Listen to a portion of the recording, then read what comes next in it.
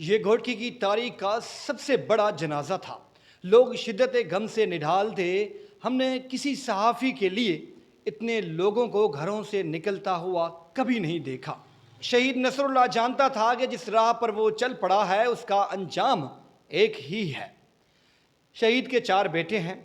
وہ بار بار اپنے بیٹوں کو بٹھا کر سمجھاتا کہ بیٹا ایسا کرنا، بیٹا یہ نہیں کرنا، بیٹا وہ نہیں کرنا، لوگوں کی مدد کرنا، غلام تو ہرگز نہیں بننا۔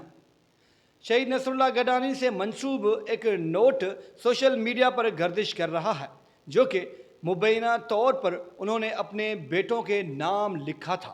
نصر اللہ گڈانی لکھتے ہیں کہ میرے بیٹوں، یاد رکھنا زندگی اور موت صرف اللہ کے ہاتھ میں ہے۔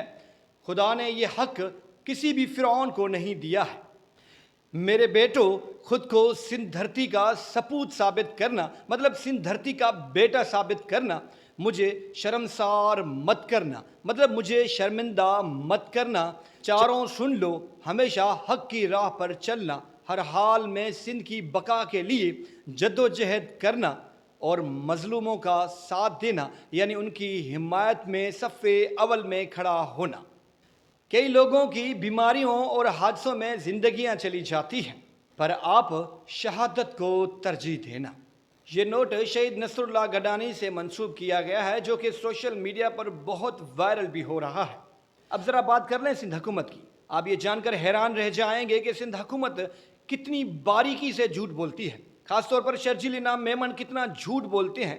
اس کا اندازہ آپ کو اس خبر سے لگ جائے گا۔ جو نصر اللہ گڈانی کو ایئر ایمبولنس کے ذریعے رحیم یار خان کے ہاسپٹل سے آغا خان کراچی منتقل کیا گیا تھا، اس میں سندھ گورنمنٹ نے ایک پیسہ نہیں دیا۔ 9.5 لاکھ روپے جو تھے وہ شہید کے وسرا نے دیے تھے، جو کہ اب سعد عیدی چاہ رہے ہیں کہ وہ ان کو پیسہ واپس کر دیں گے تاکہ ان کے جو دکھ ہیں یا جو تکلیفیں ہیں وہ کم ہو سکے۔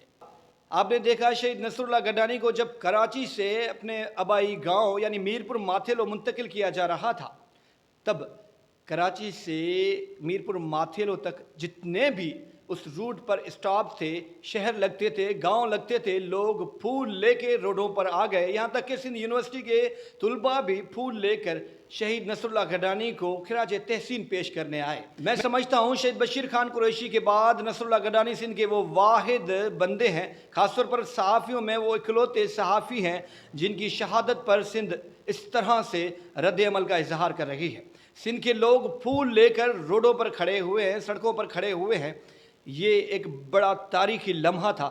اب سندھ حکومت کا تو جھوٹ پکڑا جا چکا ہے۔ اب سندھ حکومت چاہتی ہے کہ اس جھوٹ کو سچ میں ثابت کرنے کے لیے وہ پیسے بھی جاری کر دے گی، لیکن کیا فائدہ؟ اب ایک اور سوال ہے، جب رحیم یار خان کے ڈاکٹرز کہہ رہے تھے کہ نصر اللہ گڈانی کی طبیعت اتنی خراب ہے کہ انہیں کسی دوسرے شہر شفٹ نہیں کیا جا سکتا، تو اس کے باوجود شہید نصر اللہ گڈانی کو آغا خان منتقل کیوں کیا گیا؟ ایک اپنی جگہ پر یہ بہت بڑا سوال ضرور ہے۔